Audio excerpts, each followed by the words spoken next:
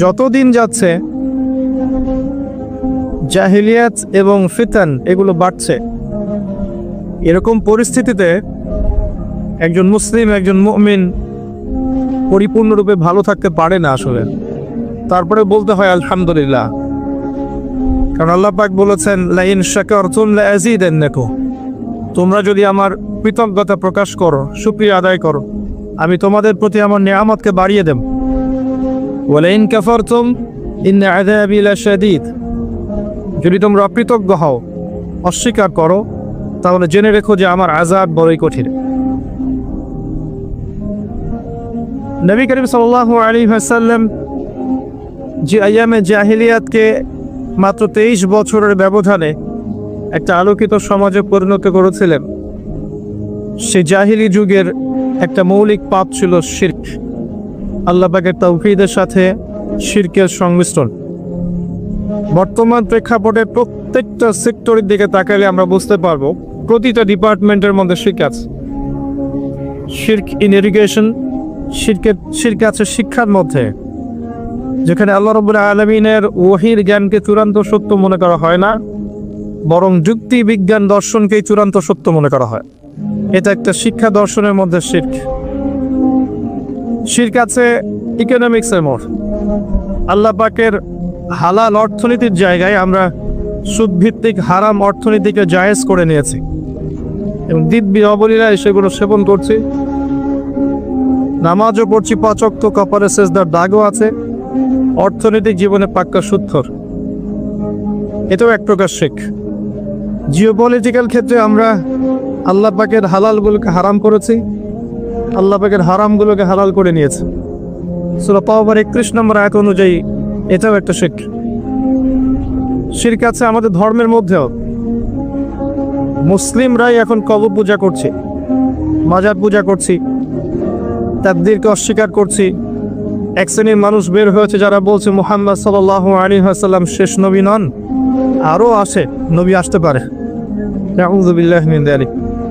কেউ বলছেন আমরা কোরআন মানি, হাদিস মানি না। কেউ বলছেন যে আমরা ভাগ্যকে স্বীকার করি না।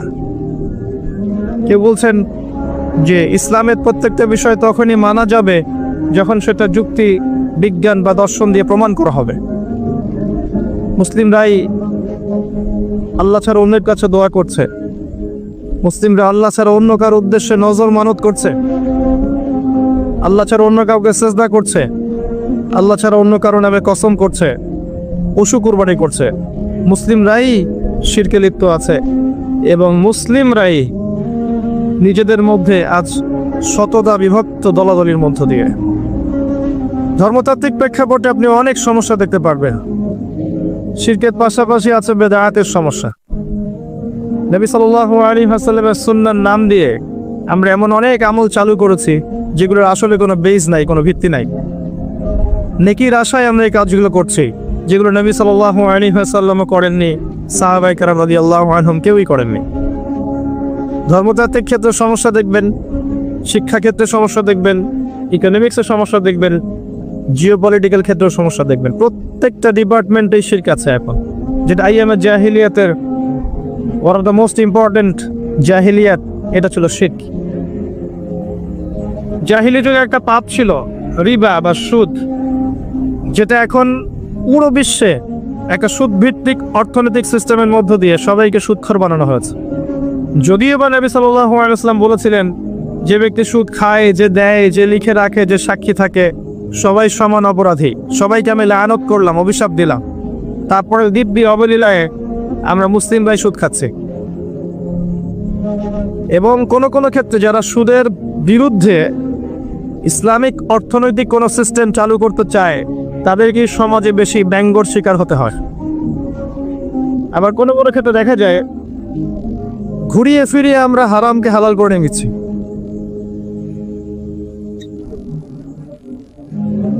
আমরা ঘুরিয়ে ফিরিয়ে হারামকে হালাল করছি।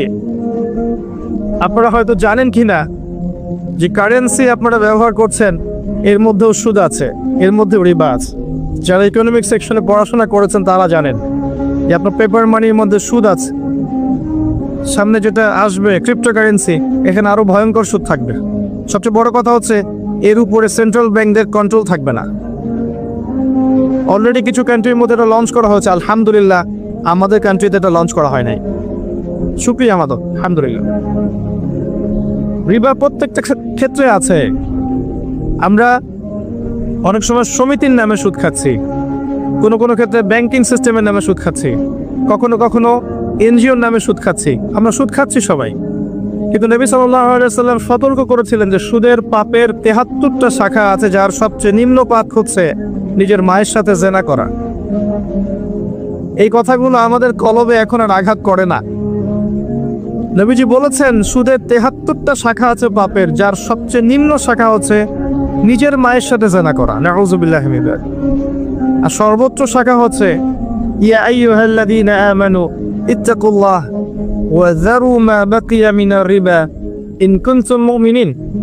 সর্বোচ্চ পাপ হচ্ছে আল্লাহ বলছেন, হে মুমিনগণ তোমরা সুদ ছেড়ে দাও, আল্লাহকে ভয় করো। ওয়া ইল্লাম তাফআলু, যদি তোমরা এটা না করো, ফাআযানু বিহারবিন মিনাল্লাহি ওয়া রাসূলিহি, তাহলে আল্লাহ এবং তার রাসূলের সাথে যুদ্ধের ঘোষণা শুনে রাখ। এটা সর্বোচ্চ পাপ। সুদের মধ্য দিয়ে আমরা আল্লাহ এবং তার রাসূলের সাথে যুদ্ধ করছি। একদিকে আল্লাহ এবং তার রাসূল, একদিকে কাফের মুশরিক। আপনি কার পক্ষে যুদ্ধ করবেন বলেন? একদিকে আল্লাহ এবং তার রাসূল, একদিকে কাফের মুশরিক, আপনি কার পক্ষে যুদ্ধ করবেন? কিন্তু রিবার মধ্য দিয়ে আমরা আল্লাহ এবং তার রাসূলের বিরুদ্ধে যুদ্ধ করছি, কাফের মুশরিকদের পক্ষে যুদ্ধ করছি। কে বুঝাবে এই কথাগুলো এখন? যে সুদ প্রত্যেকটা সেক্টরে ছয়লাভ হয়ে গেছে। আল্লাহ পাক আমাদেরকে সুদ থেকে বেরিয়ে আসার তৌফিক দান করুন। আইয়ামে জাহিলিয়াতে আরেকটা পাপ ছিল মাদক। আজকে আপনি পুরো গ্লোবালি তাকান, যুব সমাজের অধঃপতনের সবচেয়ে মূল কারণ হচ্ছে মাদক। সিগারেট থেকে শুরু করে ইয়াবা পর্যন্ত এমন কোনো বিষয় নাই যেটা তারা এখন যুবক বয়সে সেবন করছে না। ম্যাক্সিমাম, মোস্ট অফ দেম এটাকে তারা স্টাইল মনে করে, এটাকে আধুনিকতা মনে করে। এবং এখান থেকে শুরু হয় আস্তে আস্তে খারাপ সঙ্গদোষ, তারপরে নারীর সঙ্গ, তারপর জেনা, তারপর হারাম মিউজিক, তারপর অহেতুক কিছু খেলাধুলা, তারপর দেখবেন স্মাগলিং করা, ছিনতাই করা, রাহাজানি করা, ক্যাসিনোতে যাওয়া, জুয়া খেলা।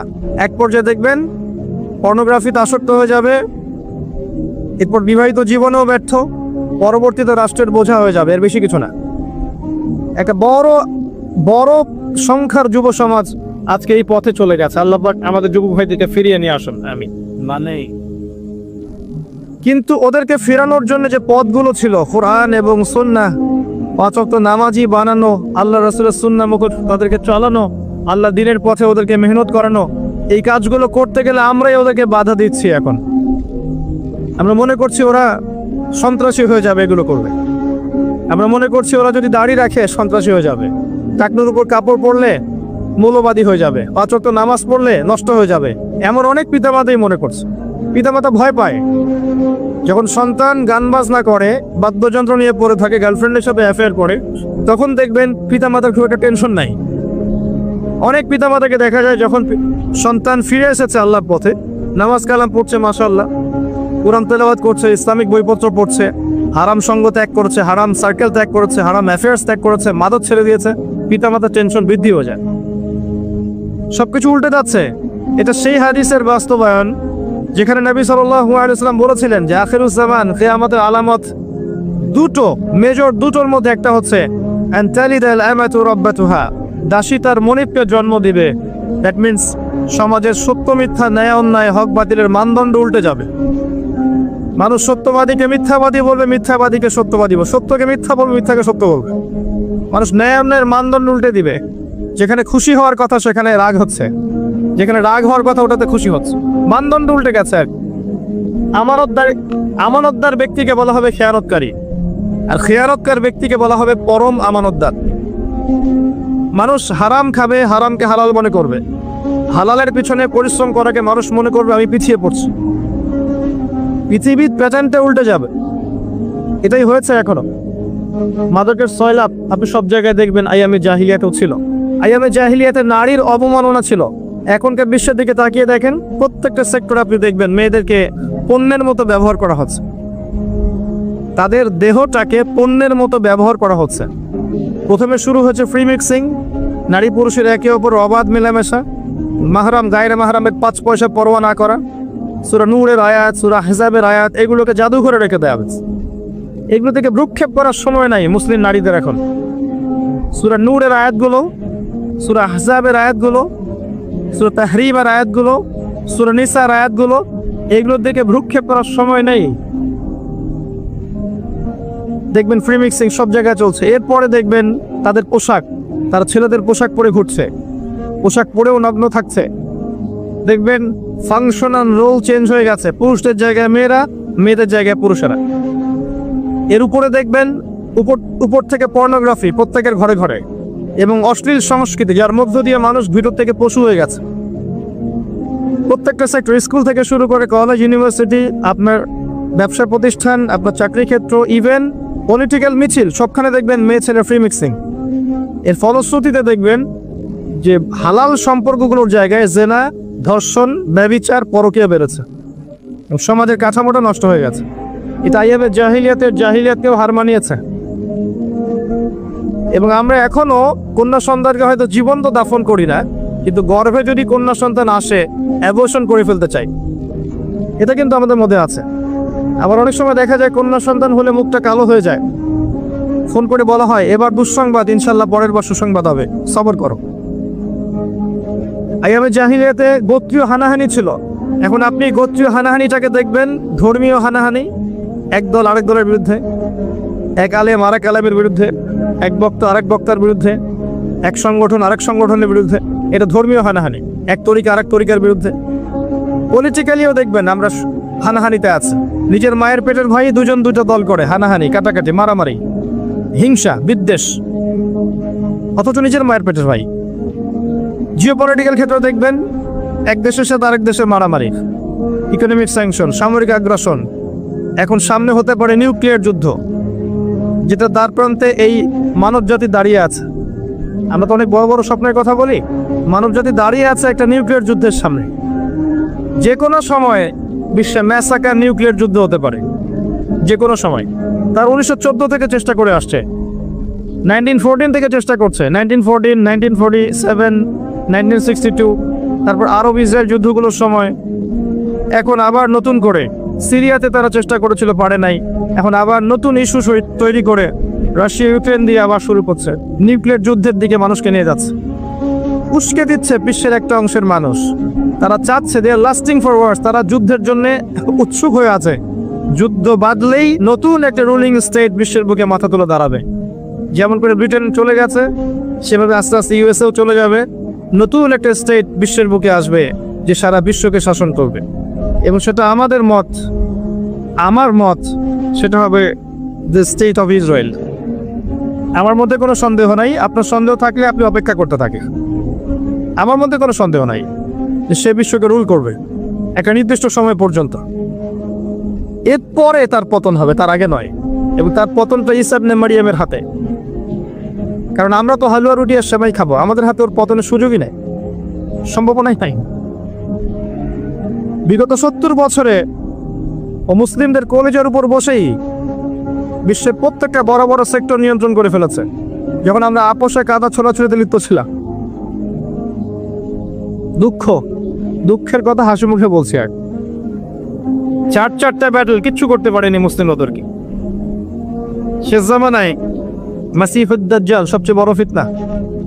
মাসিহুদ দাজ্জালের ফিতনা এত বড়, পৃথিবীর সমস্ত ফিতনাগুলোকে এক জায়গায় করলেও দাজ্জালের ফিতনার সমান হবে না। সে জিউসদেরকে নিয়ে, ইহুদিদেরকে নিয়ে এই বিশ্বকে শাসন করবে 40 দিন, যার প্রথম দিনটা হবে 1 বছরের সমান, দ্বিতীয় দিনটা হবে 1 মাসের সমান, তৃতীয় দিনটা হবে 1 সপ্তাহের সমান, বাকি দিনগুলো হবে আমাদের দিনের মতো। এটা আসছে সামনে, কিছুই করতে পারবেন না, এটা হবেই। আর আমরা যেভাবে প্রোটেস্ট্যান্ট মুসলিম হচ্ছে দিন দিন, প্রোটেস্ট্যান্ট মুসলিম অর্থাৎ সুবিধাবাদী মুসলিম আর কি, যতটুকু ভালো লাগে করি, যেগুলো বিপক্ষে যায় করি না। এই টাইপের মুসলিম যখন আমরা হয়েছি, তখন আমাদের দ্বারা ওকে ডিফেন্ড করার প্রশ্নই আসে না। তাকে ডিফেন্ড করবে, তাকে পরাজিত করবে এবং তাকে সরিয়ে দিয়ে ইসলামের পতাকা প্রতিষ্ঠিত করবে এমন কিছু মানুষ, এমন কিছু মুসলিম যারা কখনো সত্যের সাথে মিথ্যাকে মিশ্রণ করে না, যারা কখনো ইসলামের কিছু অংশ মানি কিছু অংশ মানি না, এমন হয় না। যারা ইসলামের টোটালিটি মানবে, ইনশাল্লাহ আল্লাহ পাক তাদের দ্বারা এই বিজয় হাসিল করাবে। সময় আস্তে আস্তে সেদিকে যাচ্ছে। আইয়ামে জাহিলিয়াতে যতগুলো পাপ ছিল সেগুলো আপনি এখনকার বিশ্বে দেখতে পারবেন এবং আরো বড় পরিসরে দেখতে পারবেন। এরকম জায়গা থেকে কিভাবে নবী সাল্লাল্লাহু আলাইহি সাল্লাম একটা আলোকিত সমাজ প্রতিষ্ঠা করলেন? উত্তর খুব সহজ। এই উত্তরের জন্য আপনার পিএইচডি করার কোনো দরকার নাই। আমার হাতে যে কিতাবটা আছে এটাই সেই কিতাব যার মধ্য দিয়ে নবী সাল্লাল্লাহু আলাইহি ওয়াসাল্লাম মাত্র 23 বছরের ব্যবধানে পুরো জাহিলি সমাজকে আলোকিত সমাজে পরিণত করেছেন। বলেন আলহামদুলিল্লাহ। প্রথম 3 বছর তিনি গোপন দাওয়াত দিয়েছেন, এরপর 4র্থ থেকে 10ম বছর পর্যন্ত প্রকাশ্য দাওয়াত দেওয়া শুরু করেছেন। যখন ওমর এবং হামজা রাদিয়াল্লাহু আনহুমা তাদের মতো কিছু সাহাবী ইসলাম কবুল করেছেন, তখন ইসলামের দাওয়াত বেগবান হয়েছে। যখন দাওয়াত বেগবান হয়েছে তখন নির্যাতন নিপীড়ন বেড়েছে। এক পর্যায়ে হাবাসায় হিজরত করতে হয়েছে। তারপর তায়েফে নবী সাল্লাল্লাহু আলাইহি ওয়াসাল্লাম ট্রাই করেছেন, সেখান থেকে তাকে আঘাতপ্রাপ্ত হয়ে ফিরে আসতে হয়েছে মক্কায়। মাঝখানে 3 বছর বয়কটের জীবনযাপন সহ্য করতে হয়েছে, সামাজিকভাবে বয়কট। গাছের ছালপাতা খেয়ে তারা শিয়ারে আবু তালেবে রাত কাটিয়েছেন, দিন কাটিয়েছেন। তারপরে অল্প কিছুদিনের ব্যবধানে তার চাচা আবু তালেব এবং স্ত্রী খাদিজা রাদিয়াল্লাহু আনহা ইন্তেকাল করেন। এরপর নবী সাল্লাল্লাহু আলাইহি ওয়াসাল্লামকে আল্লাহ পাক মেরাজ করান। আল্লাহ পাক তার মনকে শান্ত করেন পরকারী নিদর্শনগুলো দেখা। এরপর ইয়াসরিব থেকে 6 জন যুবক আসে মদিনা থেকে, এসে ইসলাম কবুল করে যায়। পরের বছর তারা 12 জনকে নিয়ে আসে। তারপরের বছর 75টা ফ্যামিলি আসে, এসে ইসলাম কবুল করে। এর পরের বছর নবী সাল্লাল্লাহু আলাইহি ওয়াসাল্লাম মদিনায় হিজরত করেন। প্রথম ইসলামিক স্টেট মদিনায় কায়েম হয়। সেখানে নবী সাল্লাল্লাহু আলাইহি ওয়াসাল্লাম অর্থনৈতিক ভিত্তি শক্ত করেন, সামরিক বাহিনীর ভিত্তি শক্ত করেন, পররাষ্ট্রনীতি অ্যাপ্লাই করেন, যতগুলো বিষয় দরকার রাষ্ট্রের সবকিছু করেন। ভাতৃত্বের বন্ধন করেন, মদিনা সনদ করেন, সব করেন। মসজিদ নববী নির্মাণ করেন, যেটা শুধু একটা মসজিদ ছিল না, একটা পার্লামেন্ট ছিল। এভাবে আস্তে আস্তে ইসলামের দাওয়াত ছড়িয়ে পড়তে থাকে। আবু সুফিয়ানের কাফেলাকে আক্রমণকে কেন্দ্র করে পরের বছর হয় বদর, এখানে মুসলিমরা জয়লাভ করে। তারপরে হয়েছে উহুদ, এখানে মুসলিমরা সাময়িক বিপর্যয়ের শিকার হয়। তারপরের বছর হয় খন্দক, এরপর হুদাইবিয়ার সন্ধি। আস্তে আস্তে আস্তে আস্তে আরও পররাষ্ট্রনীতি, রোমক সম্রাটকে দাওয়াত দেয়া, কায়সারকে দাওয়াত দেয়া, কিসরাকে দাওয়াত দেয়া, পারস্য, বাজান, আপনার হাজারা মাউত, আপনার ইয়েমেন বা বাহরাইন, আপনার মিশর, সমস্ত জায়গায় ইসলামের দাওয়াত ছড়িয়ে পড়তে থাকে। এক পর্যায়ে খায়বার আক্রমণ হয়। যখন মুসলিমদের আর্থসামাজিক অবস্থার উন্নয়ন হয়, নবী সাল্লাল্লাহু আলাইহি ওয়াসাল্লাম মুশরিকদের কর্তৃক চুক্তি ভঙ্গ করার কারণে মক্কা আক্রমণ করেন। বিনা যুদ্ধে মক্কা তিনি বিজয় করেন। ইসলামিক হুকুমত মক্কাতেও কায়েম হয়ে যায় আলহামদুলিল্লাহ। আস্তে আস্তে হয়েছে, একবারে হয় নাই। 23 বছর সময় লেগেছে, একদিনে হয়নি। আস্তে আস্তে হয়েছে, একবারে হয়নি। কিন্তু একটা দিনের জন্যও তারা কখনো হাঁটু গেড়ে বা হাত গুটিয়ে বসেছিলেন না। প্রত্যেকটা দিন, প্রত্যেকটা রাত নবী সাল্লাল্লাহু আলাইহি ওয়াসাল্লাম সাহাবায়ে-কেরামকে নিয়ে এগিয়ে গেছেন, কখনো পিছিয়ে আসেন নাই। কখনো বাধা এসেছে, কখনো বিপত্তি এসেছে, কখনো মার খেয়েছেন, কখনো বয়কট করা হয়েছে, কখনো হিজরত করতে হয়েছে। কিন্তু তারা তাদের আদর্শ এবং উদ্দেশ্যে, লক্ষ্যে অটুট ছিলেন। এটার প্রয়োজন মুসলিমদের এখন, লক্ষ্যে অটুট থাকা। এরপর সেই ভিত্তির উপর দাঁড়িয়ে আবু বকর সিদ্দিক রাদিয়াল্লাহু আনহু শাসন কার্য চালিয়েছেন। তারপর ওমর রাদিয়াল্লাহু আনহু চালিয়েছেন। এরপর উসমান রাদিয়াল্লাহু আনহু চালিয়েছেন। তারপর আলী ইবনে আবি তালেব চালিয়েছেন। চলেই গেছে বছরের পর বছর। এরপর 132 বছর উমাইয়ারা শাসন করেছে। তারপরের প্রায় 532 বা 50 বছরের মতো আব্বাসীয়রা শাসন করেছে। তারপর অটোম্যানরা এসেছে, ফাতেমিরা এসেছিল, কর্ডোভায় শাসন এসেছিল, মিশরের মামলুকরা এসেছিল, আফগানরা, মোগলরা এসেছে, সবাই শাসন করেছে। ইসলামই ছিল এই বিশ্বের বুকে একমাত্র প্রতিষ্ঠিত রিলিজন, শুধু জীবনের একটা ক্ষেত্রে নয়, জীবনের সমস্ত ক্ষেত্রেই। কিন্তু বিগত 100, 200, 300 বছর থেকে আমরা অধঃপতনের সময় দেখতে পাচ্ছি। কি কারণ? যে কিতাবটা হাতেরই নবী সাল্লাল্লাহু আলাইহি ওয়াসাল্লাম সমাজ সংস্কার করেছিলেন, এখান থেকে মুসলিমরা সরে এসেছে। মুসলিমদের এই কিতাবের উপরে মূলত 6টা হক ছিল। এই 6টা হকের বেশিরভাগই আমরা আদায় করতে পারি নাই। 1 নাম্বার ছিল এই কিতাব সবাই পড়তে জানবো, কিন্তু আমরা এই কিতাব সবাই পড়তে জানি না, দুর্ভাগ্যজনক। দ্বিতীয় বিষয় ছিল এই কিতাবের অর্থটা আমাদের জানা উচিত ছিল, দুর্ভাগ্যজনক বেশিরভাগ মুসলিম এই কিতাবের অর্থ জানি না। তৃতীয়টা হচ্ছে এই কিতাবের আদেশ এবং নিষেধগুলো আমাদের মানা উচিত ছিল, নিষেধগুলো বর্জন করা উচিত ছিল। ম্যাক্সিমাম মুসলিম আমরা আল কোরআনের আদেশ নিষেধ মানি না। জি, এই কিতাবের দাওয়াত মানুষের ঘরে ঘরে পৌঁছানোর কথা ছিল, কিন্তু এই ক্ষেত্রে আমরা অনেকেই এই কাজটা করতে পারি নাই। বরং দেখবেন মুসলিমদের ঘরে অন্য কিতাবের দাওয়াত চলে এসেছে এখন, এবং দিন দিন বহু মুসলিম থেকে অন্য ধর্ম গ্রহণ করছে এদেশের মাটিতেও। আপনি আমি ঘুমিয়ে আছি, কিন্তু কাফের মুশরিকরা ঘুমিয়ে নাই, তারা বহু মানুষকে অমুসলিম বানিয়েছে এই এদেশের মাটিতে, দিন দিন হচ্ছে। আর তারা আমাদের মতো নয় যে একজনকে অমুসলিম বানালে সেলফি তুলে ফেসবুকে দিবে, আজকে অমুককে খ্রিস্টান বানালাম দেখুন। তারা এত বোকা নয়, তারা আমাদের মতো বুদ্ধিবৃত্তিক ভাবে পরাজিত নয়। আমরা বুদ্ধিবৃত্তিক ভাবে পরাজিত। আমরা এক ওয়াক্ত নামাজ পড়লে সারা দুনিয়ার মানুষকে জানাতে চাই যে আজকে আমি নামাজ পড়েছি। হ্যাঁ, আইওয়াস আর শোডাউন নিয়ে আমরা এত বেশি ব্যস্ত হয়ে থাকি যে বেসিক কাজ থেকে সরে এসেছি। কিন্তু দেখবেন ইসরায়েল কখনো বলবে না তার কাছে কতগুলো পারমাণবিক অস্ত্র আছে, কখনো বলবে না। কেউ জানে না, কেউ জানে না। ইভেন রাশিয়াও জানে না তার কাছে কতগুলো পারমাণবিক অস্ত্র আছে।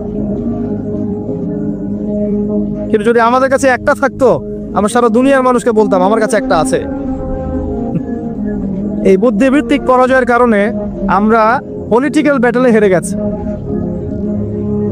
ইসরায়েল কি করবে? সে দেখবে কার কাছে কতগুলো আছে, ইরানের কাছে কতগুলো আছে, ও দেখবে, ওইটা নিয়ে প্রশ্ন তুলবে।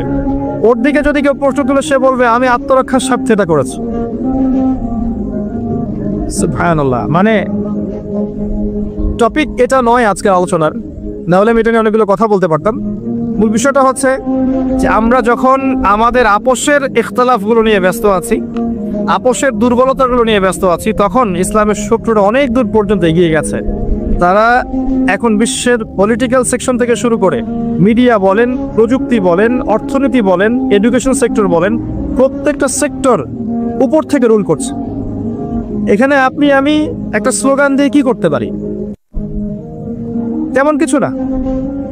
আর আমরা তো আমাদের ব্যক্তিগত জীবনের ইবাদতগুলো থেকেও সরে আসছি। একটু খেয়াল করে দেখেন না, বাংলাদেশের কত পার্সেন্ট মুসলিম 5 ওয়াক্ত নামাজ পড়ে? একটু জরিপ করে দেখেন, বাংলাদেশের কতজন মুসলিম আল কোরআনুল কারীম বিশুদ্ধ করে তেলাওয়াত করতে পারে? কতজন যুবকের গালে দাড়ি আছে? একটু দেখেন না। কতজন যুবতীর গায়ে পর্দা হিজাব আছে? একটু দেখেন। একটু দেখেন না, কতজন মুসলিম হালাল খায়? একটু দেখেন না। কয়টা পরিবারে আপনি ইসলামিক পরিবার পাবেন? একটু দেখেন। আর আমরা যে বড় বড় কথাগুলো বলছি, নিঃসন্দেহে এগুলো বড় কথা হলেও আল্লাহরই কথা, এটা মানুষই করবে, মুসলিমরাই করবে। আল্লাহর জমিন, আল্লাহর দিন প্রতিষ্ঠার কথাই বলেন, আল্লাহ পাকের কালিমা বুলন্দ করার কথাই বলেন, এগুলো মুসলিমরাই করবে। কিন্তু কোন মুসলিমরা করবে এগুলো? যারা সালাত পড়ে না, যারা যাকাত দেয় না, যারা পর্দা করছে না, যারা হারামখোর, এরাই কাজ করবে? এই যুব সমাজ করবে? যে যুব সমাজ একটা টিকটক প্রতিবন্ধী প্রজন্ম, এরা করবে? এটা আপনি আমাকে বিশ্বাস করতে বলছেন?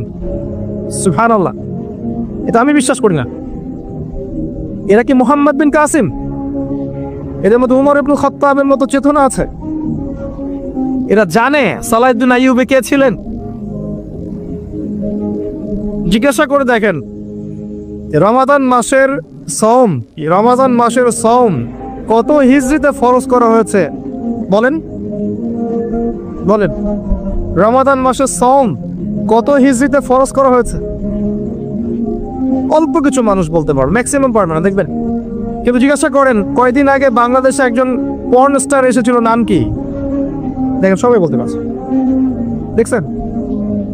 আপনি হাসছেন, এটা বাস্তবতা। আমি অবাস্তবনিক স্বপ্ন দেখি না। যখন বাংলাদেশের প্রত্যেক যুব সমাজ গাল ভর্তি দাড়ি থাকবে, 5 ওয়াক্ত নামাজি হবে, সুন্নতের লেবাস থাকবে, কোরআন তেলাওয়াত করতে জানবে, কোরআনের অর্থ বুঝতে জানবে, কোরআনের আদেশ নিষেধ মেনে চলবে, ইত্তেবায়ে সুন্নাহ মাফিক জীবনযাপন করবে, হালাল খাবে, আদর্শ পরিবার করবে, অটোমেটিকলি বাংলার জমিনে দিন কায়েম হয়ে যাবে ইনশাআল্লাহ। বেসিক কাজে আসেন। এখন কি করছে তারা? ম্যাক্সিমাম যুব সমাজ দেখবেন টিকটক, ফেসবুক, ইউটিউবিং, গার্লফ্রেন্ড, মাদক, ইয়াবা, জুয়া, ক্যাসিনো, প্রিমিক্সিং, জীবনের উদ্দেশ্য না জানা শিক্ষা ব্যবস্থা, এগুলো নিয়ে পড়ে আছে দেখবেন। কয়জনের ফিকির আছে দিন নিয়ে? দিন, আল্লাহর জমিনে আল্লাহর দিন, তো নিজেই জানেন না জীবনের উদ্দেশ্য কি। কয়েকজন গার্লফ্রেন্ডের জন্য জীবন দিতে পারে, আত্মহত্যা করে মরতে পারে। এই ছেলে আল্লাহর পথে জীবন দিব নাকি? ও তো জানেই না আল্লাহর পথ কি জিনিস। ইল্লা মাশাআল্লাহ, আল্লাহ যদি হেদায়েত না দেন। যেটা বলতে যাচ্ছি ভাই, জাহিলি যুগের প্রত্যেকটা জাহিলিয়াত এখন বিরাজমান আছে, যেটাকে পরিবর্তন করেছেন নবী সাল্লাল্লাহু আলাইহি ওয়াসাল্লাম এই কিতাবের মধ্য দিয়ে এবং সুন্নাহর মধ্য দিয়ে। তিনি এবং সাহাবায়ে কেরাম রাদিয়াল্লাহু আনহুম আজমাইন আল কোরআন পড়েছেন, অর্থ বুঝেছেন, আমল করেছেন, দাওয়াত দিয়েছেন, প্রতিষ্ঠা করেছেন। এগুলো কোরআনের হক। এগুলো আমরা বাস্তবায়ন করতে না পারলে আল্লাহ পাক আমাদেরকে সরিয়ে দিবেন। ওয়া ইন তাতাওয়াল্লাউ ইস্তাবদিল কওমান গায়রাকুম, তোমরা যদি মুখ ফিরিয়ে নাও আল্লাহ পাক তোমাদেরকে সরিয়ে দিয়ে নতুন কওম নিয়ে আসবেন। সুম্মা লা ইয়াকুনু আমসালাকুম, তারা তোমাদের মতো অপদার্থ হবে না। আসেন, আমাদের সামনে একটা মাস আছে, মাহে রমাদান। এই রমাদান মাসকে কেন্দ্র করে আমরা আমাদের মূল ট্র্যাকে ফিরে আসি। জীবনে যা করেছি, নামাজ পড়ি নাই, যাকাত দেই নাই, যা করেছি, জেনা করেছি, সুদ খেয়েছি, মদ খেয়েছি, ইত্যাদি ইত্যাদি, সব ভুলে যান। আপনি আপনার অতীতকে ভুলে যান। অতীতকে ভুলে গিয়ে আপনি আপনার পাপের জন্য 2 রাকাত নামাজ পড়ে আল্লাহর কাছে কান্নাকাটি করেন, আল্লাহ আমি জীবনে যত পাপ করেছি আল্লাহ তুমি মাফ করে দাও। এই রমজান মাস থেকে আমি নিজেকে পরিশুদ্ধ করব এবং আগামী পুরো জীবন নিজে পরিশুদ্ধ হব, পরিশুদ্ধ পরিবার করব, আল্লাহর জমিনে আল্লাহর দিনটা যেন কায়েম হয়, এই জন্য আমি চেষ্টা করি। পারা যাবে ইনশাআল্লাহ। যা করেছি জীবনে, যা করেছি। আল্লাহ পাক আপনার পাপ মাফ করতে 1 সেকেন্ড সময় নেবেন না, 1 সেকেন্ডও না, বরং আপনার সমস্ত পাপকে আল্লাহ পাক নেকি দিয়ে পরিবর্তন করে দিবেন ইনশাআল্লাহ। সূরা ফুরকানের মধ্যে স্পষ্ট আয়াত আছে, ইল্লা মান তাবা ওয়া আমানা ওয়া আমিলা আমালান সালিহা ফাউলাইকা ইউবাদদিলুল্লাহু সাইয়্যাতিহিম হাসানাত। যারা তওবা করবে, ঈমান নিয়ে আসবে, আমলে সালেহ করবে, আল্লাহ পাক এদের গুনাহগুলোকে নেকি দিয়ে পরিবর্তন করে দিবেন ইনশাআল্লাহ। এরপর থেকে আপনি শুরু করেন, এই রমাদান মাসকে আপনি কোরআনময় মাস বানিয়ে দেন। কোরআন তেলাওয়াত করতে শেখেন।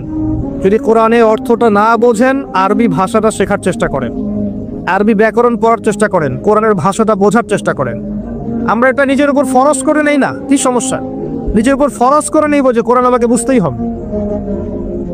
ফরজ করেছি না নিজের উপর অনেক কিছু। আমরা নিজের উপর কিন্তু জোর করে অনেক কিছু ফরজ করেছি। আমরা নিজের উপর এখন অনলাইন সেকশনটাকে ফরজ করে নিয়েছি না? সারাদিন অনলাইনে একটু সময় দেওয়াই লাগবে, ফরজ। ছেলে মেয়ে অ্যাফেয়ার করবে, এটাকে আমরা ফরজ করে নিয়েছি না? এটা করতেই হয়, না করলে স্মার্টনেস থাকে না। আমরা ফরজ করে নিয়েছি ছেলেরা স্মোক করবে, এটা স্মার্টনেস। আমরা ফরজ করেছি আমাকে একটা অনার্সের সার্টিফিকেট অর্জন করতেই হবে, মাস্টার্সের সার্টিফিকেট অর্জন করতেই হবে, না হলে আমি সমাজে মুখ দেখাতে পারবো না। অনেক কিছু তো আমরা ফরজ করে নিয়েছি নিজের উপরে। আসেন না, আল্লাহর কোরআনের অর্থটা বুঝতে হবে, এটা ফরজ করে নেই, পারা যাবে না ইনশাল্লাহ। আপনি সায়েন্স, আর্টস, কমার্স পড়ছেন, মেডিকেল কোচিং করছেন, বিসিএস কোচিং করছেন, আপনি ইঞ্জিনিয়ারিং পড়ছেন, কত কি পড়ছেন। আল কোরআনের ভাষা বোঝার জন্য অ্যারাবিক শেখা যাবে না? বাংলাদেশের এমন কোনো মহিলা আছে যে হিন্দি ভাষা বোঝে না? আছে? যাকে তাকে জিজ্ঞাসা করেন, বাংলার মহিলাদেরকে জিজ্ঞাসা করেন, হিন্দি দিয়ে প্রশ্ন করেন, ও বুঝবে। বলতে না পারলেও বুঝবে কি বলছেন আপনি। কিভাবে সম্ভব? কোন স্কুলে পড়ানো হয়, কলেজে পড়ানো হয়, মাদ্রাসায় পড়ানো হয়, লিখানো হয়? কিভাবে শিখলো বলেন? সংস্কৃতি। আপনি আরবিক চর্চা করেন, 2 বছর সময় লাগবে না, আপনিও কোরআন বুঝে ফেলবেন ইনশাআল্লাহ। আমি বুঝে ফেলবেন না বলতে এটা বুঝাচ্ছি না যে আপনি মুফতি হয়ে যাবেন, আপনি বড় মুহাদ্দিস হয়ে যাবেন, আপনি বড় মুফাসসির হয়ে যাবেন, এটা বুঝাচ্ছি না। আমি বুঝাচ্ছি যে ইমাম তেলাওয়াত করবেন, আপনি বুঝতে পারবেন এর অর্থটা কি। ইমাম তেলাওয়াত করবেন, আপনি বুঝতে পারবেন অর্থটা কি। আল্লাহ পাক তৌফিক ইনায়াত করুন, আমি মন থেকে দোয়া করি, আমিন। রমজান মাসে কোরআনকে সময় দেন, কোরআন তেলাওয়াত করেন, অর্থ বোঝার চেষ্টা করেন, কোর্সগুলো করেন, অনলাইনে করেন, অফলাইনে করেন, মাদ্রাসায় গিয়ে করেন, ওস্তাদদের কাছে গিয়ে করেন। এবং যারা আমরা কোরআন তেলাওয়াত করতে জানি না, রমজানে শিখবো ইনশাআল্লাহ।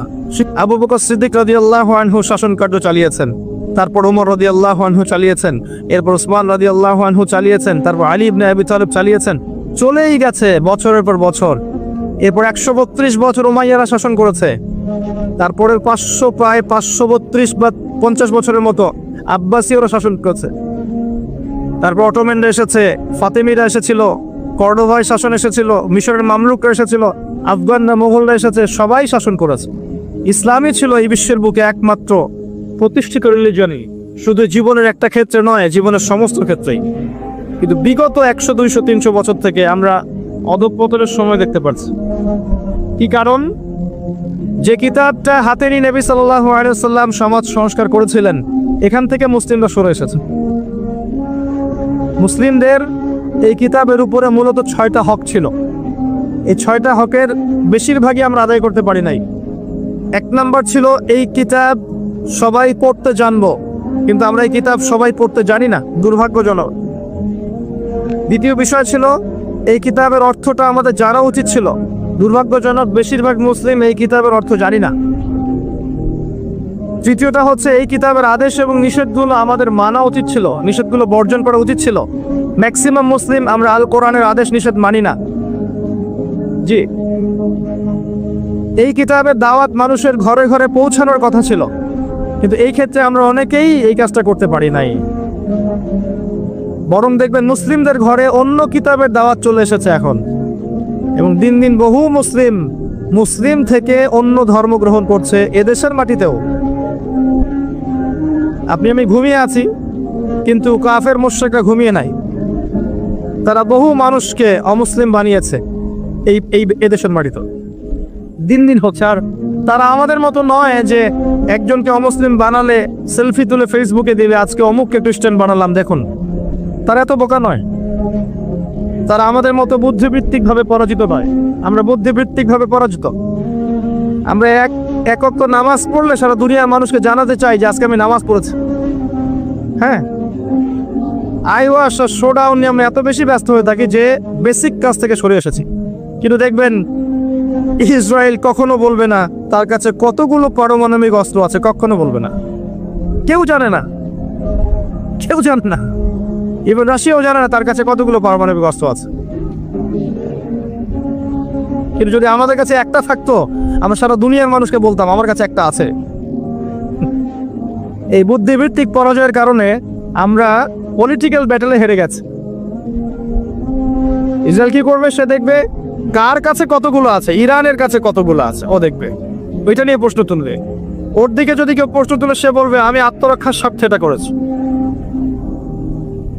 সুবহানাল্লাহ। মানে টপিক এটা নয় আজকে আলোচনার, নাহলে আমি এটা নিয়ে অনেকগুলো কথা বলতে পারতাম। মূল বিষয়টা হচ্ছে যে আমরা যখন আমাদের আপোষের ইখতলাফগুলো নিয়ে ব্যস্ত আছি, আপোষের দুর্বলতাগুলো নিয়ে ব্যস্ত আছি, তখন ইসলামের শত্রুরা অনেক দূর পর্যন্ত এগিয়ে গেছে। তারা এখন বিশ্বের পলিটিক্যাল সেকশন থেকে শুরু করে মিডিয়া বলেন, প্রযুক্তি বলেন, অর্থনীতি বলেন, এডুকেশন সেক্টর বলেন, প্রত্যেকটা সেক্টর উপর থেকে রুল করছে। এখানে আমি একটা স্লোগান দিয়ে কি করতে পারি? তেমন কিছু না। আর আমরা তো আমাদের ব্যক্তিগত জীবনের ইবাদতগুলো থেকেও সরে আসছি। একটু খেয়াল করে দেখেন না, বাংলাদেশের কত পার্সেন্ট মুসলিম 5 ওয়াক্ত নামাজ পড়ে? একটু জরিপ করে দেখেন বাংলাদেশের কতজন মুসলিম আল কোরআনুল কারীম বিশুদ্ধ করে তেলাওয়াত করতে পারে? কতজন যুবকের গালে দাড়ি আছে? একটু দেখেন না।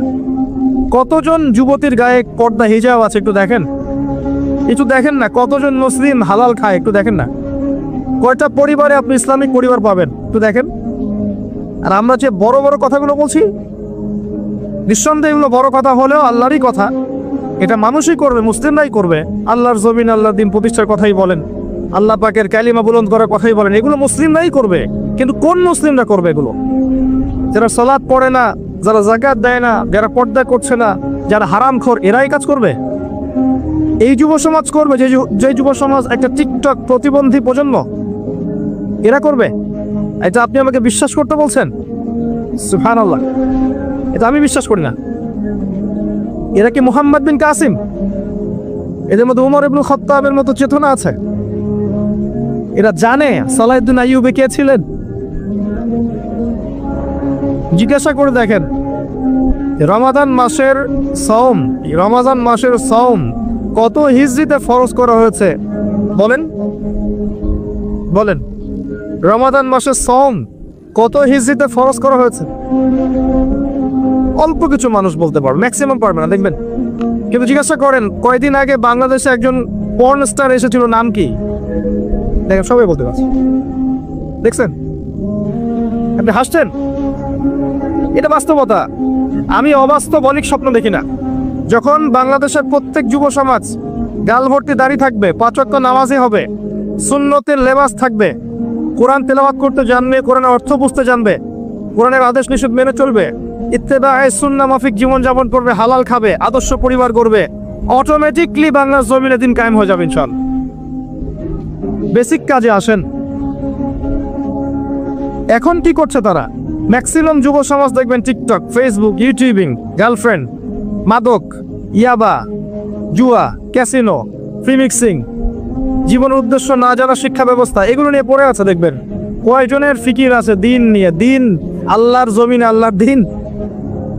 ও তো নিজেই জানেন না জীবনের উদ্দেশ্য কি। কয়েকজন গার্লফ্রেন্ডের জন্য জীবন দিতে পারে, আত্মহত্যা করে মরতে পারে। এই ছেলে আল্লাহর পথে জীবন দিব নাকি? ও তো জানেই না আল্লাহর পথ কি জিনিস। ইল্লা মাশাআল্লাহ, আল্লাহ যদি হেদায়েত না দেন। যেটা বলতে যাচ্ছি ভাই, জাহিলি যুগের প্রত্যেকটা জাহিলিয়াত এখন বিরাজমান আছে, যেটাকে পরিবর্তন করেছেন নবী সাল্লাল্লাহু আলাইহি ওয়াসাল্লাম এই কিতাবের মধ্য দিয়ে এবং সুন্নাহর মধ্য দিয়ে। তিনি এবং সাহাবায়ে কেরাম রাদিয়াল্লাহু আনহুম আজমাইন আল কোরআন পড়েছেন, অর্থ বুঝেছেন, আমল করেছেন, দাওয়াত দিয়েছেন, প্রতিষ্ঠা করেছেন। এগুলো কোরআনের হক। এগুলো আমরা বাস্তবায়ন করতে না পারলে আল্লাহ পাক আমাদেরকে সরিয়ে দিবেন। ওয়া ইন তাতাওয়াল্লাউ ইস্তাবদিল কওমান গায়রাকুম।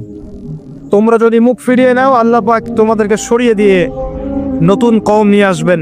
সুম্মা লা ইয়াকুনু আমসালাকুম, তারা তোমাদের মতো অপদার্থ হবে না। আসেন, আমাদের সামনে একটা মাস আছে, মাহে রমাদান। এই রমাদান মাসকে কেন্দ্র করে আমরা আমাদের মূল ট্র্যাকে ফিরে আসি। জীবনে যা করেছি করেছি, নামাজ পড়ি নাই, যাকাত দেই নাই, যা করেছি, জেনা করেছি, সুদ খেয়েছি, মদ খেয়েছি, ইত্যাদি ইত্যাদি, সব ভুলে যান, সব ভুলে যান। আপনি আপনার অতীতকে ভুলে যান। অতীতকে ভুলে গিয়ে আপনি আপনার পাপের জন্য 2 রাকাত নামাজ পড়ে আল্লাহর কাছে কান্নাকাটি করেন, আল্লাহ আমি জীবনে যত পাপ করেছি আল্লাহ তুমি মাফ করে দাও। এই রমজান মাস থেকে আমি নিজেকে পরিশুদ্ধ করব এবং আগামী পুরো জীবন নিজে পরিশুদ্ধ হব, পরিশুদ্ধ পরিবার করব, আল্লাহর জমিন, আল্লাহর দিনটা যেন কায়েম হয়, এই জন্য আমি চেষ্টা করব। পারা যাবে ইনশাআল্লাহ। যা করেছি জীবনে, যা করেছি। আল্লাহ পাক আপনার পাপ মাফ করতে 1 সেকেন্ড সময় নেবেন না, 1 সেকেন্ডও না, বরং আপনার সমস্ত পাপকে আল্লাহ পাক নেকি দিয়ে পরিবর্তন করে দিবেন ইনশাআল্লাহ। সূরা ফুরকানের মধ্যে স্পষ্ট আয়াত আছে, ইল্লা মান তাবা ওয়া আমানা ওয়া আমিলা আমালান সালিহা ফাউলাইকা ইউবাদদিলুল্লাহু সাইয়্যাতিহিম হাসানাত। যারা তওবা করবে, ঈমান নিয়ে আসবে, আমলে সালেহ করবে, আল্লাহ পাক এদের গুনাহগুলোকে নেকি দিয়ে পরিবর্তন করে দিবেন ইনশাআল্লাহ। এরপর থেকে আপনি শুরু করেন, এই রমাদান মাসকে আপনি কোরআনময় মাস বানিয়ে দেন। কোরআন তেলাওয়াত করতে শেখেন। যদি কোরআনের অর্থটা না বোঝেন, আরবি ভাষাটা শেখার চেষ্টা করেন, আরবি ব্যাকরণ পড়ার চেষ্টা করেন, কোরআনের ভাষাটা বোঝার চেষ্টা করেন। আমরা এটা নিজের উপর ফরজ করে নেই না, কি সমস্যা? নিজের উপর ফরজ করে নেই যে কোরআন আমাকে বুঝতেই হবে। ফরজ করেছি না নিজের উপর অনেক কিছু। আমরা নিজের উপর কিন্তু জোর করে অনেক কিছু ফরজ করেছি। আমরা নিজের উপর এখন অনলাইন সেকশনটাকে ফরজ করে নিয়েছি না? সারাদিন অনলাইনে একটু সময় দেওয়াই লাগবে, ফরজ। ছেলে মেয়ে অ্যাফেয়ার করবে, এটাকে আমরা ফরজ করে নিয়েছি না? এটা করতেই হয়, না করলে স্মার্টনেস থাকে না। আমরা ফরজ করে নিয়েছি ছেলেরা স্মোক করবে, এটা স্মার্টনেস। আমরা ফরজ করেছি আমাকে একটা অনার্সের সার্টিফিকেট অর্জন করতেই হবে, মাস্টার্সের সার্টিফিকেট অর্জন করতেই হবে, না হলে আমি সমাজে মুখ দেখাতে পারবো না। অনেক কিছু তো আমরা ফরজ করে নিয়েছি নিজের উপরে। আসেন না, আল্লাহর কোরআন অর্থটা বুঝতে হবে, এটা ফরজ করে নেই, পারা যাবে না ইনশাআল্লাহ। আপনি সায়েন্স, আর্টস, কমার্স পড়ছেন, মেডিকেল কোচিং করছেন, বিসিএস কোচিং করছেন, আপনি ইঞ্জিনিয়ারিং পড়ছেন, কত কি পড়ছেন। আল কোরআনের ভাষা বোঝার জন্য অ্যারাবিক শেখা যাবে না? বাংলাদেশের এমন কোনো মহিলা আছে যে হিন্দি ভাষা বোঝে না? আছে? যাকে তাকে জিজ্ঞাসা করেন, বাংলার মহিলাদেরকে জিজ্ঞাসা করেন, হিন্দি দিয়ে প্রশ্ন করেন, ও বুঝবে। বলতে না পারলেও বুঝবে কি বলছেন আপনি। কিভাবে সম্ভব? কোন স্কুলে পড়ানো হয়, কলেজে পড়ানো হয়, মাদ্রাসায় পড়ানো হয়, লিখানো হয়? কিভাবে শিখলো? বলেন? সংস্কৃতি। আপনি আরবিক চর্চা করেন, 2 বছর সময় লাগবে না, আপনিও কোরআন বুঝে ফেলবেন ইনশাআল্লাহ। আমি বুঝে ফেলবেন না বলতে এটা বোঝাচ্ছি না যে আপনি মুফতি হয়ে যাবেন, আপনি বড় মুহাদ্দিস হয়ে যাবেন, আপনি বড় মুফাসসির হয়ে যাবেন, এটা বোঝাচ্ছি না। আমি বোঝাচ্ছি যে ইমাম তেলাওয়াত করবেন, আপনি বুঝতে পারবেন এর অর্থটা কি। ইমাম তেলাওয়াত করবেন, আপনি বুঝতে পারবেন অর্থটা কি। আল্লাহ পাক তৌফিক ইনায়াত করুন, মন থেকে দোয়া করি, আমিন। রমজান মাসে কোরআনকে সময় দেন, কোরআন তেলাওয়াত করেন, অর্থ বোঝার চেষ্টা করেন, কোর্সগুলো করেন, অনলাইনে করেন, অফলাইনে করেন, মাদ্রাসায় গিয়ে করেন, ওস্তাদদের কাছে গিয়ে করেন। এবং যারা আমরা কোরআন তেলাওয়াত করতে জানি না, রমজানে শিখবো ইনশাআল্লাহ। যারা জানি তারা এই মাসে এক পারা করে পার ডে পড়বো, 1 পারা করে পার ডে, একদিনে মিনিমাম 1 পারা, 30 দিন 30 পারা পড়া যাবে ইনশাআল্লাহ। এবং এটাকে চর্চা ধরে রাখবেন, সারা বছর প্রত্যেক মাসে একটা করে খতম দিবেন, মাসে একটা করে খতম দিবেন। চাঁদ উঠবে, চাঁদের প্রথম দিন 1 পারা, চাঁদের দ্বিতীয় দিন 2 পারা, চাঁদের তৃতীয় দিন 3 পারা, এভাবে আপনি পুরো কোরআন খতম করবেন। পারবেন? চাঁদের সাথে কোরআনের সম্পর্ক আছে, কোথায় আছে এটা আপনি খুঁজে বের করবেন, আমি বলে দিব না। চাঁদের সাথে কোরআনের সম্পর্ক আছে, কোথায় আছে খুঁজে বের করে। যারা কোরআন তেলাওয়াত করতে জানি না, তেলাওয়াত শিখবো। যারা জানি তারা 1 পারা করে তেলাওয়াত করবো, সারা বছর ধরে রাখবো ইনশাআল্লাহ। যারা এর চেয়ে ভালো পারি হাফেজ, রমজান মাসে কোরআনের হিফজ চর্চা করব, পুরো কোরআনটা হিফজ চর্চা করবো ইনশাআল্লাহ। পারা যাবে ইনশাআল্লাহ। যারা এর চেয়ে বেশি পারি তারা ইনশাআল্লাহ তাআলা কোরআনের গবেষণায় লিপ্ত হব, অর্থগুলো বোঝার চেষ্টা করব। কোন সূরা আল্লাহ পাক কি বলতে চাচ্ছেন, কোন সূরার মূলনীতি কি। আপনার বাসায় তাফসীর ইবনে কাসির থাকলে এটা পড়বেন, মারিফুল কোরআন থাকলে এটা পড়বেন, জালালাইন থাকলে এটা পড়বেন, যেটা আছে আপনার কাছে এটাই পড়বেন। প্রতিদিন একটা নির্দিষ্ট সময়কে বেছে নেবেন, এই 1 ঘন্টা আমি স্মার্টফোন থেকে টোটালি দূরে থাকবো, ফোন বন্ধ, ল্যাপটপ বন্ধ, সব বন্ধ। আমি টোটালি একদম কোরআন নিয়ে, ইসলামিক বই নিয়ে পড়ার টেবিলে। এটার জন্য আপনার বেস্ট সময়টা আপনি বেছে নেন।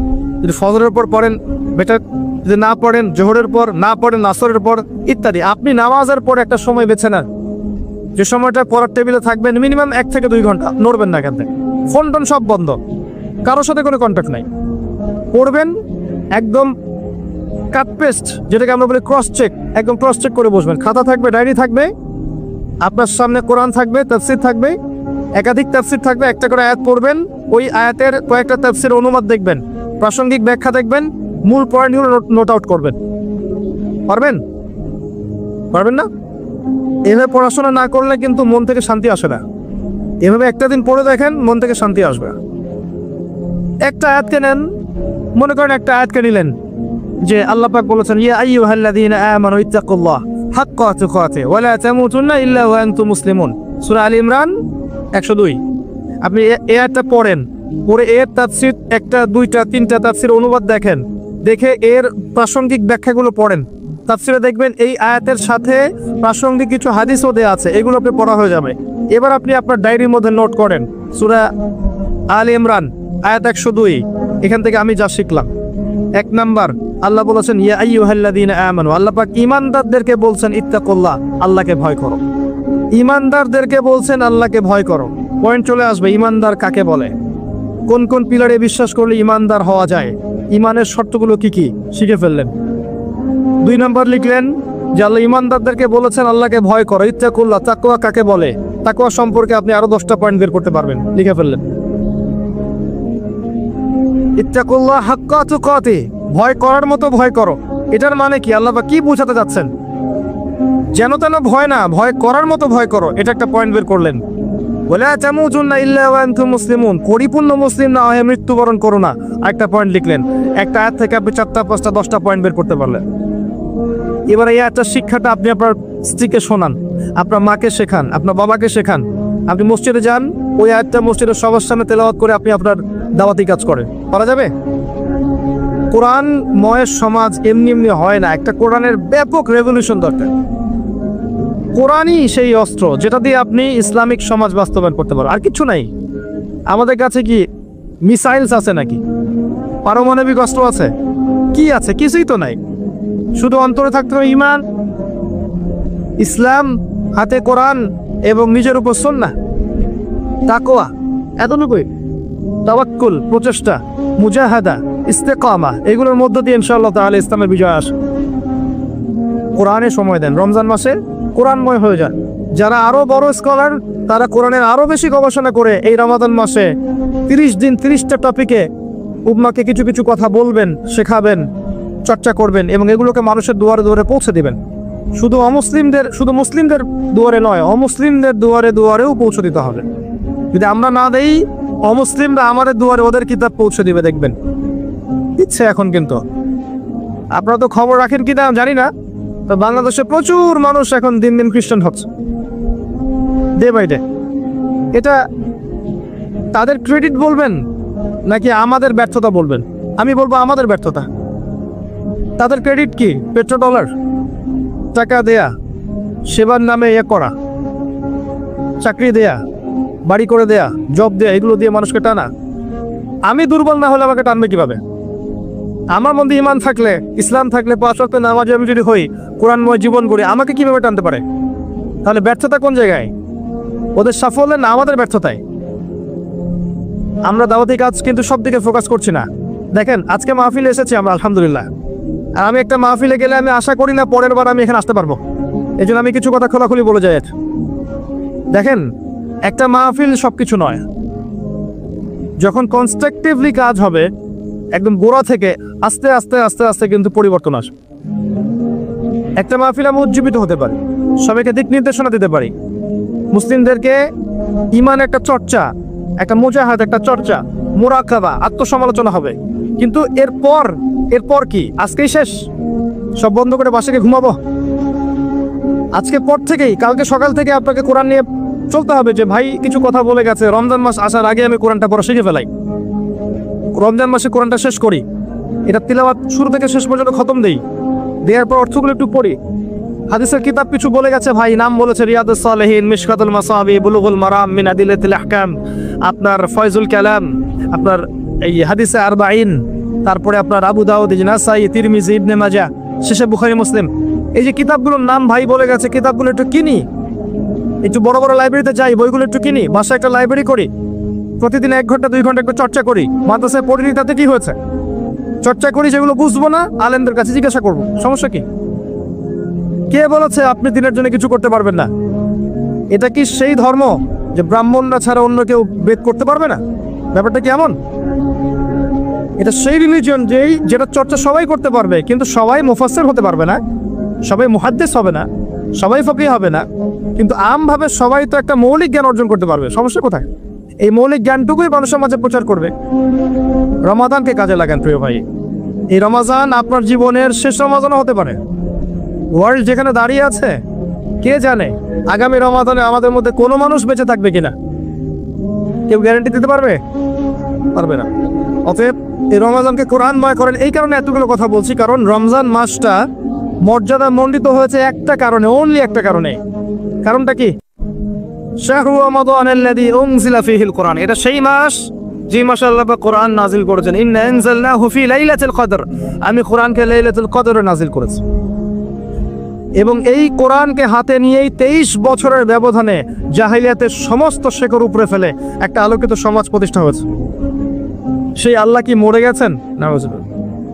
সেই রাসূলের আদর্শ কি মরে গেছে? সেই কোরআন কি এখন পৃথিবী থেকে উঠিয়ে নেওয়া হয়েছে? সেই আল্লাহ এখনো আছেন, সেই নবীর সুন্নাহ এখনো আছে, সেই কিতাব এখনো আছে। সেই ঈমান, সেই তাকওয়া থাকলে ইনশাআল্লাহ দেখবেন সেই কিতাবকে হাতে নিয়েই আবারও সমাজ সংস্কার করা যাবে ইনশাআল্লাহ। আর ইসলাম কি কারো শত্রু? ইসলাম কি মানবতার শত্রু? ইসলামের কোনো একটা বিধান কি মানবতা বিরোধী? কেউ যদি ইসলামের বেসিক বিষয়গুলো মেনে নেয়, সে কি ইহকাল পরকালে ব্যর্থ হয়ে যাবে না সফল হবে?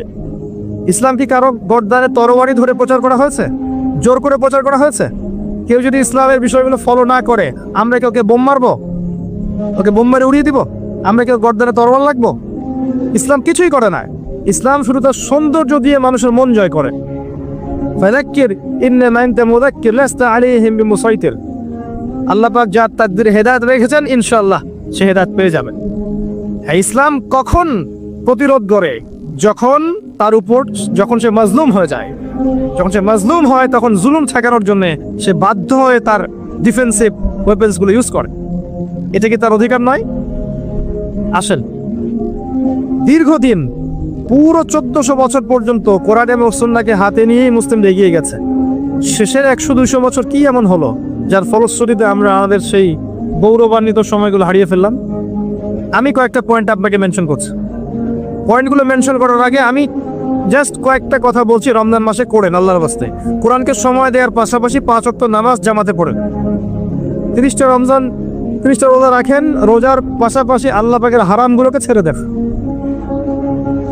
মা বোনদেরকে পর্দায় রাখেন, পরিবারকে সময় দেন, আদর্শ পরিবার গড়ার চেষ্টা করেন। যাকাতগুলোকে রমজান মাসে দিয়ে দেন, বেশি বেশি এই মাসে দান সাদাকা করেন, মানুষকে বেশি বেশি ইফতার খাওয়ান।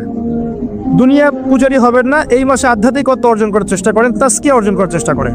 ইনশাআল্লাহ রমাদান মাস শেষ হতে না হতেই আল্লাহ পাক আপনার সমস্ত গুনাহকে মাফ করে দিবেন এবং লাইলাতুল কদর পাওয়ার চেষ্টা করেন। এবার এই জায়গায় আসুন, কি এমন হলো আমাদের, কোন কোন জায়গায় সমস্যা হলো আমাদের, যার ফলশ্রুতিতে আমরা আমাদের সেই সোনালী সময়গুলো হারিয়ে ফেললাম। আমি প্রথম কারণটা বলবো, 1 নাম্বার অজ্ঞতা। আমরা আগের মতো এডুকেটেড নই। আল্লাহ পাক প্রথম আয়াত নাজিল করেছিলেন ইকরা, পড়ুন। আমরা এখন পড়াশোনা খুব একটা করতে চাই না। বাস্তবতা এমনই, যদি অনেক অস্বীকার করতে পারে, কিন্তু বাস্তবতা এটাই, কনস্ট্রাকটিভ সিলেবাসে কেউ পড়াশোনা করতে চায় না। আপনি একটা ওয়াজ করেন, দেখেন 2.5 ঘন্টা ওয়াজ করেন, দেখবেন অনেক মানুষ বসে বসে ওয়াজ শুনছে। আপনি এই সারা রাত ওদেরকে একটা বই পড়তে দেন, আর রাহিকুল মাকতুম একটা বই দেন রাসূল সাল্লাল্লাহু আলাইহি ওয়াসাল্লামের জীবনের উপর, দিয়ে বলেন ফজরের নামাজের পরে পরীক্ষা নিব, সারা রাত পড়ো, ফজর নামাজের পর পরীক্ষা নিব, দেখি কে কত পায়। দেখবেন আপনার পার্টিসিপেন্টের সংখ্যা 100 জন নাই, পড়তে চায় না। ওই ইউটিউবে গিয়ে দেখবেন একটা বিচ্ছিন্ন লেকচার শুনেছে। ভাই, ইউটিউবের লেকচার শোনা বা ফেসবুকের একটা লেকচারে কাটপিস শোনা, এটা ইমান রিচার্জের জন্য যথেষ্ট নয়, এটা কনস্ট্রাকটিভ পড়াশোনা নয়। এভাবে আপনার মস্তিষ্ক বিক্ষিপ্ত হয়ে যাচ্ছে। আজকে এই টপিক পড়েন, কালকে ওই টপিক শোনেন, কাল পরশুদিন আরেক টপিক শোনেন, আর ইউটিউবে ঢুকলেই তো দেখবেন এই আলেম কি বললেন, ওই আলেম এই বিরুদ্ধে, অমুক যা বললেন তার বিরুদ্ধে, এগুলোই। এর বাইরে কি আছে? এই কাজগুলো করে মিডিয়া, এই কাজগুলো এক শ্রেণী মিডিয়া করে টাকার জন্য, ডলারের জন্য। উনি যা বললেন তার বিরুদ্ধে, উনি আবার যা রিপ্লাই দিলেন তার বিরুদ্ধে, মানে খেপিয়ে দেওয়া হয় একজনকে আরেকজনের বিরুদ্ধে। এমন এমন সামলাইন দিয়ে দিবে যে ইচ্ছাকৃতভাবে রাষ্ট্রকে, প্রশাসনকে ওই ব্যক্তির বিরুদ্ধে লাগিয়ে দেওয়া হবে। এতে করে আস্তে আস্তে মানুষ মাইনাস হতে থাকবে এবং এই ময়দান ফাঁকা হয়ে যাবে। এই কাজটা কারা করলো? এক শ্রেণী মিডিয়া করেছে, দুনিয়া পূজারি মিডিয়া। যদি এদেরকে কন্ট্রোল করা না যায়, আগামী দিনে দেখবেন আলেম ওলামাদের সংখ্যা, এই চেয়ারে বসা মানুষের সংখ্যা আরো কমে যাবে। দেখে নিয়ে আমার কথাটা, এখনো সময় আছে দূরদর্শিতার সাথে কন্ট্রোল করতে শিখেন। তাহলে আগামীতে দেখবেন যে এরা নিজেরাই অমুসলিমদের অঘোষিত ওয়েপেন্স হিসেবে কাজ করছে। ওরা জানেই না যে ওরা কি করছে, ইসলামে ক্ষতি করছে। বাদ দেন, যেটা বলছিলাম, এগুলো ইসলাম শেখার মাধ্যম নয়, কনস্ট্রাকটিভ। একটা লেকচার শুনলেন, সেই লেকচারটা যদি কনস্ট্রাকটিভ হয়, বিষয়ভিত্তিক হয়, গঠনমূলক হয়, আপনি কিছু শিখতে পারবেন। কিন্তু যদি এলোমেলো লেকচার হয়, আপনি শিখতে পারবেন না। এবং আজকে এই টপিকের একটা লেকচার, কালকে ওই টপিকের একটা, পরশুদিন আরেকটা বই পড়ছেন, তারপর দিন আরেকটা বই পড়ছেন, আপনার মাথাটা বিক্ষিপ্ত হয়ে যাবে, আপনি পড়াশোনা করতে পারবেন না। আমরা যদি এভাবে স্কুল লাইফে পড়াশোনা করতাম, আমরা কি গ্র্যাজুয়েশন করতে পারতাম? একটা সিলেবাস ছিল না, আগে ক খ শিখবে, তারপরে বানান করে পড়া শিখবে, তারপর সেন্টেন্স মেকিং শিখবে, তারপর ট্রান্সলেশন শিখবে, প্যারাগ্রাফ শিখবে, ইত্যাদি ইত্যাদি। এগুলো ছিল না, একটা সিকোয়েন্স ছিল। এই সিকোয়েন্স মেনটেন করে পড়াশোনা করতে হবে। এটা প্রথম কাজ, যেটা থেকে আমরা সরে এসেছি। সিকোয়েন্সগুলো কিভাবে করবেন? মাদ্রাসায় যে ক্লাসিক্যাল বইগুলো আছে পড়তে হবে, তারপরে আপনি কোরআনের সাথে হাদিস, ইসলামের ইতিহাস, রাসূলের জীবনী, তারপরে জিওপলিটিক্স, ইসলামের অর্থনীতি, এক একটা সাবজেক্ট আপনাকে পড়তে হবে। দুইভাবে পড়তে পারেন, মাদ্রাসায় গিয়ে অথবা ওস্তাদদের সোহবতে গিয়ে। আগেকার ওলামায়ে কেরাম যারা ছিলেন, সালফে সালেহিন, তারা কিন্তু মাদ্রাসায় পড়েন নাই। তারা কি করেছেন? একজন আলেমের কাছে কোরআন শিখেছেন, একজনের কাছে গিয়ে নাহু সরফ শিখেছেন, একজনের কাছে গিয়ে আরবি ভাষা সাহিত্য শিখেছেন, আরেকজনের কাছে গিয়ে হাদিস শিখেছেন, আরেকজনের কাছে উসুলে হাদিস শিখেছেন। এইভাবে আস্তে আস্তে আস্তে আস্তে তারা ফকি হয়েছেন, মুহাদ্দিস, মুফাসসির হয়েছেন। এটা একটা ভালো ট্র্যাক। এখন এটা আমি বলবো পজিটিভ, এটাই করা উচিত। যারা জেনারেল লাইনে পড়ছেন তাদের জন্য এটাই ভালো অপশন, আর যারা মাদ্রাসায় পড়ছেন তারা তো সৌভাগ্যবান, আলহামদুলিল্লাহ। কিন্তু মাদ্রাসাতেও কিছু ল্যাকিংস আছে। যেমন এখানে আমরা পুরো হিস্ট্রি পাচ্ছি না, পুরো ফিলোসফি, পুরো ইসলামিক ইকোনমিক্স, পুরো জিওপলিটিক্স, পুরো সিরাত ইত্যাদি সবকিছু পুরোপুরি পাচ্ছি না। অনেকেই বের হচ্ছেন এখান থেকে যারা গ্লোবাল বিষয়গুলো সম্পর্কে ওয়াকিফ নন, অনেকে বের হচ্ছে। কারণ কি? কোরআন সুন্নাহ হাতে থাকার পরেও যদি আমি সারা ওয়ার্ল্ডকে ডিল করতে না পারি, তাহলে আমার ব্যর্থতা নয় এটা? এটা বললে কি মাইন্ড করবেন? এটা আমার ব্যর্থতা? কোরআন সুন্নাহকে হাতে রেখে যদি আমি ইসলামকে দিয়ে দেখে চ্যালেঞ্জ করতে না পারি, এটা আমার ব্যর্থতা। আল্লাহ পাক বোঝার তৌফিক দান করুক।